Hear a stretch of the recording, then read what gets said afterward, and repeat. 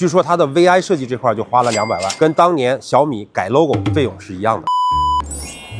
今天带你们来喝个茶。大家好，我是魏洪涛，让我来说你们听得懂的设计。这里呢是由日本的原研哉和如恩设计联合打造啊。据说它的 VI 设计这块就花了200万，跟当年小米改 logo 费用是一样的。这个外立面呢，卡味很浓啊。大家知道，意大利著名的建筑师斯卡帕1961年的时候做过一个家具店的外立面，跟这个几乎是如出一辙。比如说它通体的一个混凝土的外立面啊，在外立面上进行了立体构成式的开门、开窗的处理啊。开窗呢，斯卡帕那个呢是一个圆形的，这个呢变成了一个横条状的一个窗。它隔壁的这些店都有电招的，到它这边以后，它这上面其实有空间放一个电招，但是它刻意不放，你知道吧？就是为了这种极简的少就是多的设计。但它就有一个很小的灯箱，放了一个小山堂，所以外立面上你基本上看不到什么 logo， 反而容易跳脱出来。整块的现浇的一个混凝土啊，然后浇完以后呢，在上面再用这种凿的东西把它凿出来一种非常粗犷的质感。然后这种质感呢，你看跟上面那种拉毛的墙面就有一个比较好的呼应关系。入口地面呢有一块肌理很漂亮的奢石啊，跟它的这个主入口的小惊喜的石头如出一辙。你看它这个做的比较精致嘛，这个比较粗犷和精致的一个对比。门口有一个铁的栅栏啊，这个栅栏也是复刻的很像啊，它其实是一个门，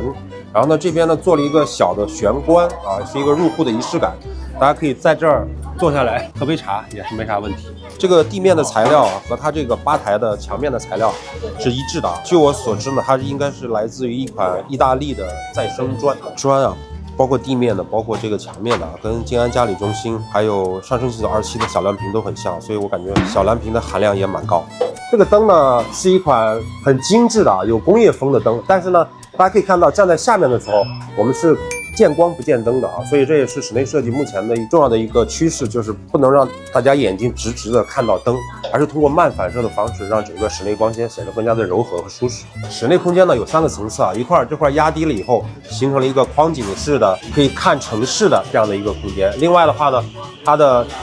点餐的区域啊，这块的顶又压下来，是形成了另外一个层次。但最上面大家可以看到，它还是保留了原来老建筑的木质的一个顶，也有一些历史建筑的这样的一个回忆在。之前看到跟现在不一样啊，应该是修缮过了，把原来的这种做工比较粗糙的边边角角呢，统一进行了一个处理。这个效果上也有一些细节啊，它是一块金属，但是它金属呢刷的是一个这种浅绿色，跟它的再生砖的颜色，包括地面的铺装都是完全一致的。